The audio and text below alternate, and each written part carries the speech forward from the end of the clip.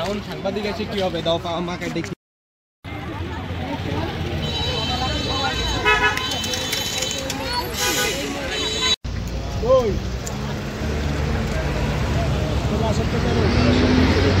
দেখা যায় না, দেখা না গেলে কি হবে?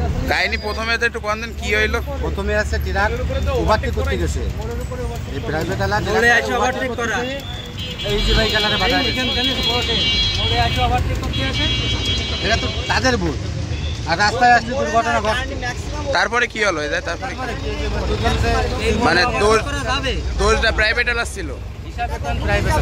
আমি ওটাতে কি আসছে দেখতে ইজি বাইকালা আসছিল হচ্ছে ফুলতলার দিক থেকে, আর এই গাড়ি আসছিল হচ্ছে নপাড়া থেকে।